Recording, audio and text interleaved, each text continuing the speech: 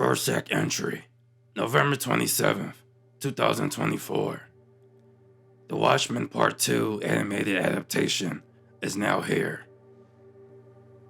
That's right. The second chapter of the animated adaptation of Watchmen, which was created originally by Alan Moore in 1986, is now here. This time around, the adaptation covers chapters 6 through 12 of the original comic book series, concluding this story entirely. Watchmen Chapter 2 picks up where Chapter 1 ended.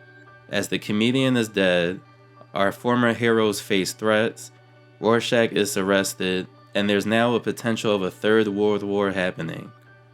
All of these events are connected, but how? And that's exactly what the Watchmen intend to figure out. Chapter 2 is great as a movie and adaptation. This movie continues to capture the magic of the original comic book with the character designs, the coloring, the camera angles, and even the dialogue.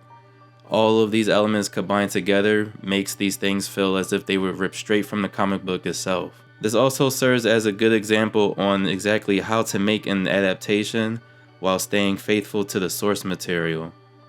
With that being said, however, there are a few small changes, such as the order of some events happening being changed, or just cutting some segments short in general. However, this is nothing to worry about as it doesn't affect the adaptation too much, because the story that's meant to be told in general still exists within this film. I'm also glad to say that they fixed my main critique that I had for Watchmen Chapter 1, which was the fast-paced dialogue. In Chapter 1, it felt like most of the scenes were kind of a little too fast-paced. It's as if the voice actors were trying to hurry up and get the lines of dialogue over with so they can either just get to the next part or they could stay in sync with the character they were lip-syncing with. However, in Chapter 2, they completely fixed the dialogue's pacing, which allows the dialogue between each characters in every scene sound more natural. However, with the dialogue being fixed, some of the scenes themselves seem to go by a lot quicker than they did in Chapter 1 this time around. But this is nothing to worry about either, as it's only a few times that it happens in the beginning of the film. The rest of the film is perfectly paced. Now you may be wondering, since this is the conclusion of this version of the Watchmen adaptation, how was the ending? Did it go the Zack Snyder route and stray off on its own, or did it stay faithful and copy and paste to the source material? Well, without spoiling anything, my answer to that would be that it did a mixture of both. It mostly follows the comic book's original ending, but it also sprinkles a small percentage of Zack Snyder elements from his movie of The Watchmen in there as well.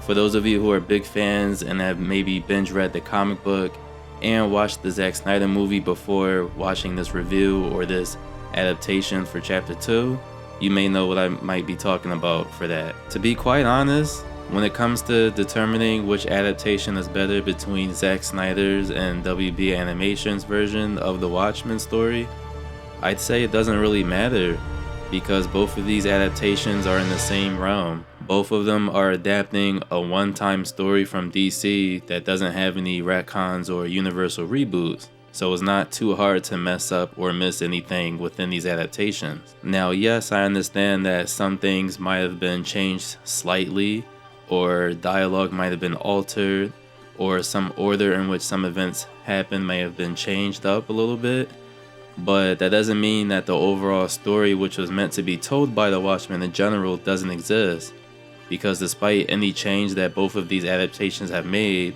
the story is there. You still continue to get the general idea of what's being told from the Watchmen world, and that's the whole point of these being adaptations.